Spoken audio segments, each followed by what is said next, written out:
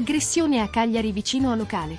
Cosa faresti se, mentre passeggi serenamente con il tuo cagnolino, venissi improvvisamente aggredito e insultato senza un motivo apparente? È quanto è successo a una giovane coppia a Cagliari, in un pomeriggio che si è trasformato in un incubo inaspettato vicino a un noto locale. Erano circa le 18:30 di ieri sera. I due fidanzati passeggiavano tranquillamente con il loro piccolo amico a quattro zampe quando, dal locale, sono usciti un uomo e una donna che hanno iniziato a inveire violentemente contro di loro. L'accusa? Il cane avrebbe urinato sul marciapiede. Un'accusa categoricamente smentita dai fatti, anche perché la ragazza, per puro senso civico, aveva con sé una bottiglietta d'acqua proprio per pulire eventuali bisogni.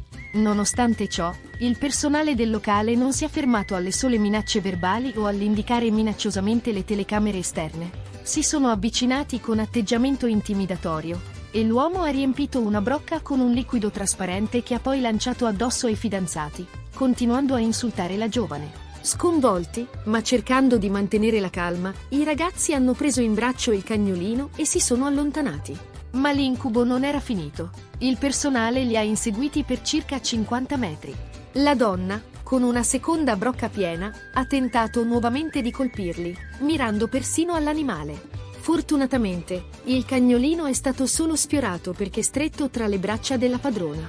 Bagnati, spaventati e completamente increduli di fronte a tanta ingiustificata aggressività, i due fidanzati si sono rifugiati in una strada vicina e hanno chiamato la polizia locale, arrivata pochi minuti dopo. Al momento dell'arrivo degli agenti, il locale era già chiuso. L'avvocata Astrid Bertelli, legale dei ragazzi, ha assicurato che saranno svolti ulteriori accertamenti per fare piena luce su questa condotta tanto offensiva quanto ingiustificata. Cosa spinge delle persone a reagire con tale violenza e accanimento per un motivo così futile e, tra l'altro, inesistente? Sanità Sardegna, prevenzione impossibile. La prevenzione salva vite, ma in Sardegna è diventata un lusso o un miraggio? Immaginate di dover fare un controllo medico fondamentale, magari perché avete una familiarità per una malattia importante come il tumore al colon. I medici vi dicono che dovete farli periodicamente. Andate a prenotare e la prima disponibilità è tra ben 3 anni, nel marzo 2028. Oppure, l'unica data disponibile è in un ospedale lontanissimo da casa vostra, a centinaia di chilometri di distanza, rendendo l'esame quasi impraticabile per l'organizzazione e la preparazione richiesta. Questo non è un racconto di fantasia, ma la cruda realtà per tantissimi cittadini sardi. Le liste d'attesa nella sanità pubblica dell'isola sono diventate interminabili, trasformando controlli salvavita in percorsi a ostacoli. Per chi non può permettersi di aspettare anni, l'unica alternativa è spesso pagare di tasca propria, a caro prezzo. Una donna racconta di aver speso 300 euro per una colonscopia privata perché i tempi d'attesa pubblici erano di 2 anni.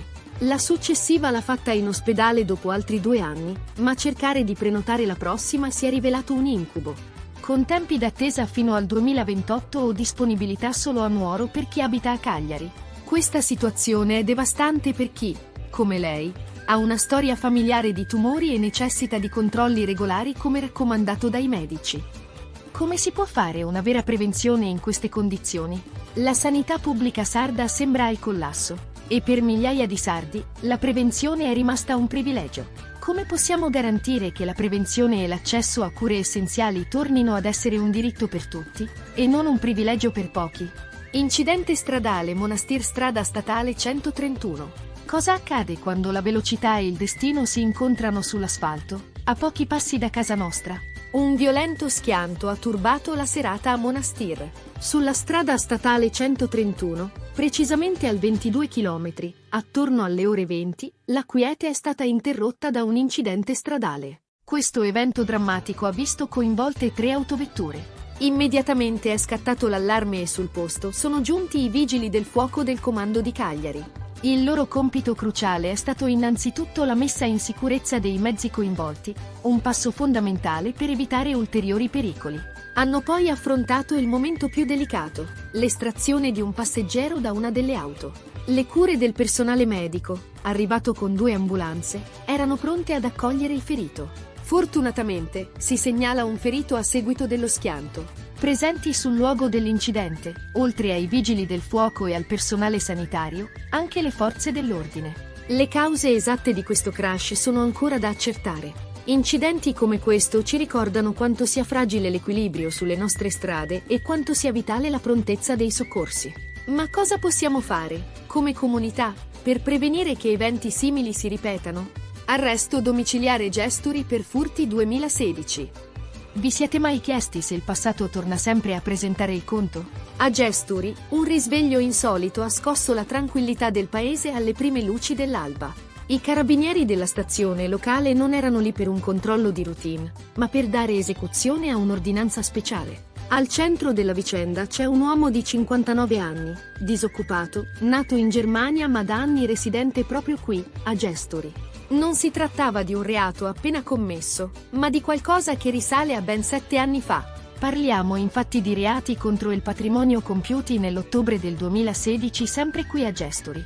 La giustizia, seppur con i suoi tempi, ha seguito il suo corso. Per quei fatti, l'uomo era stato condannato a una pena definitiva.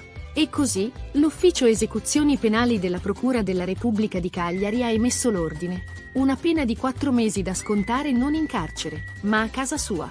I militari lo hanno rintracciato nella sua abitazione, gli hanno notificato le decisioni dell'autorità giudiziaria e lo hanno ufficialmente dichiarato in arresto. Ora, quell'uomo dovrà restare al proprio indirizzo, dove sconterà la sua condanna sotto il controllo costante dell'arma. Una storia che dimostra come certe conseguenze, anche a distanza di molto tempo, possano arrivare. Cosa pensate di questa vicenda che riporta alla luce fatti ormai lontani nel tempo?